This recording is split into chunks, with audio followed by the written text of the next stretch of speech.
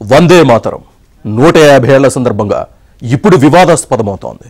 బంకిం చంద్ర చటర్జీ రచించిన గేయానికి నెహ్రూ సవరణలు చేశారని కొందరు బీజేపీ నేతలు ఆరోపిస్తున్నారు. అయితే వాటిని విపక్ష కాంగ్రెస్ తిప్పికొట్టింది. ఈ సందర్భంగా వందే మాతరంపై పార్లమెంటులో చర్చ జరిగింది. అధికార విపక్షాల మధ్య మాటల తూటాలు పేలాయి.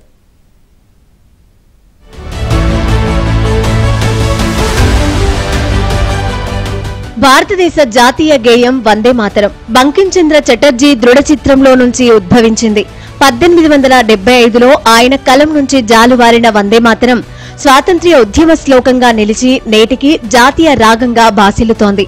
భారతదేశం అంటే కేవలం భూభాగమే కాదని, యుగాలుగా పరిడవిల్లిన నాగరికత అని చాటి చెప్పింది. ఉమ్మడి సంస్కృతి, విలువలు, శౌర్య త్యాగాలను పంచుకున్న భారతమాత బిడ్డల చిరకాల ఆవాసమని ఘోషించింది. భారతదేశం అంటే మట్టి కాదని, కర్తవ్యం, అంకిత భావాలతో పునీతమైన పుణ్యతీర్థమని ప్రబోధించింది వందే మాతరం. 150 ఏళ్ల క్రితం బ్రిటిష్ పాలనలో ఉన్న జాతిని మేల్కొల్పింది. అణువణువున మాతృభూమిపై భక్తి, అనురక్తి ఉట్టిపడే వ్యక్తి మాత్రమే వందే మాతరం. వందే మాతరాన్ని 1896లో రవీంద్రనాథ్ ఠాగూర్ బాణికట్టి కలకత్తా కాంగ్రెస్ మహాసభల్లో ఆలపించి దానికి అమరత్వం సంతరించి పెట్టారు. కశ్మీర్ నుంచి కన్యాకుమారి వరకు జాతిని కదిలించింది.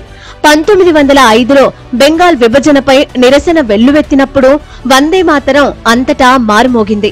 దాంతో బ్రిటిష్ పాలకులు ఆ పాటను నిషేధించారు. 150 ఏళ్లైన సందర్భంగా వందే మాతరాన్ని పార్లమెంటులో చర్చకు పెట్టారు. లోక్సభలో ప్రధాని మోదీ ఆ చర్చను ప్రారంభించారు. విపక్ష కాంగ్రెస్ తరఫున వందే మాతరంపై లోక్సభలో పార్టీ ఉపనేత గౌరవ్ గొగోయ్, ఎంపీ ప్రియాంక గాంధీ మాట్లాడారు. వందే మాతరాన్ని సద్వినియోగం చేసుకుంటే భావితరాలకు కూడా ఉపయోగపడుతుందన్నారు మోదీ. దేశం సర్దార్ పటేల్, బిర్సా ముండా 150వ జయంతి ఉత్సవాలను జరుపుకుంటోందని మోదీ గుర్తు చేశారు.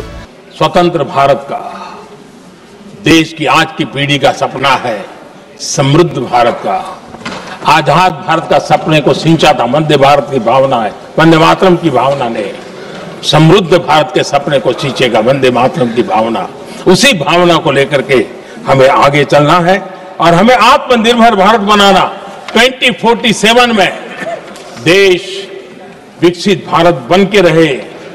अगर आजादी के 50 साल पहले कोई आजाद भारत का सपना देख सकता था तो 25 साल पहले हम भी तो समृद्ध भारत का सपना देख सकते हैं, विकसित भारत का सपना देख सकते हैं और इस सपने के लिए अपने आप को खपा भी सकते हैं।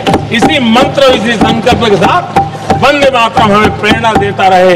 वंदे मातरम का हम रण स्वीकार करें, वंदे मातरम की भावना को लेकर के चले, देशवासियों को साथ लेकर के चले, हम सब मिलकर के चले, इस सपने को पूरा करें। వందే మాతరంపై అసలు పార్లమెంటులో చర్చ అవసరమా అని ప్రశ్నించారు. దేశంలో ఎన్నో సమస్యలు ఉండగా ఇప్పుడు ఈ అంశంపై ఎందుకు చర్చ పెట్టారని మండిపడ్డారు.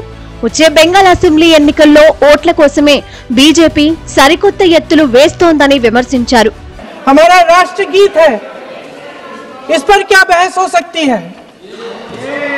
हम ये बहस यहाँ आज 2 वजहों से कर रहे हैं।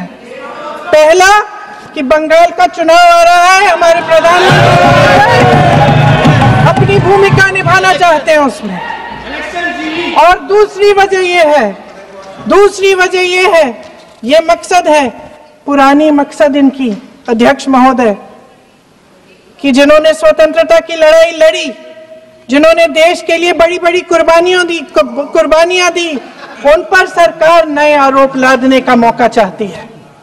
देश का ध्यान फिर से जनता के ज्वलंत मुद्दों से भटकाना चाहती है। यही एक मकसद है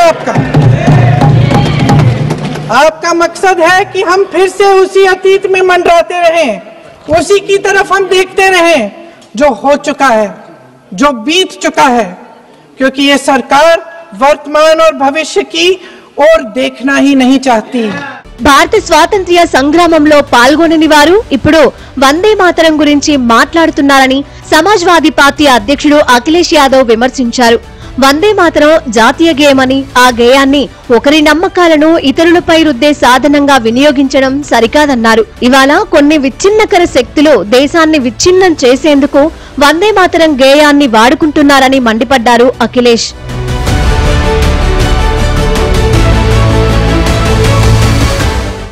వందే మాతరంపై ఎన్ని వివాదాలు వచ్చినా జాతినంతటినీ ఒకటిగా నిలిపి బ్రిటిషర్ల గుండెల్లో రైళ్లు పరిగెత్తేలా చేసింది. స్వాతంత్ర్య సంగ్రామ వ్యాప్తికి తారక మంత్రంలా పనిచేసింది. 1937లో ఈ గేయం నుంచి కొన్ని ముఖ్య చరణాలను తొలగించారని, దేశ విభజనకు బీజం వేసిన ఘటన అదేనంటూ గతంలో బీజేపీ నేతలు ఆరోపించారు. అప్పట్లో ముస్లిం లీగ్ నేతలు వందే మాతరంపై కొన్ని అభ్యంతరాలను వ్యక్తం చేసింది. అయితే భారత రాజ్యాంగ సభ 1950 జనవరి 24న వందే మాతరానికి జాతీయ గేయంగా గుర్తింపునిచ్చింది. వందే మాతరంపై వివాదాలన్నీ 1930 దశకంలోనే పరిష్కారమయ్యాయి. ఇక యావత్ భారత జాతి చేయాల్సిందంతా దాన్ని గౌరవించడమే.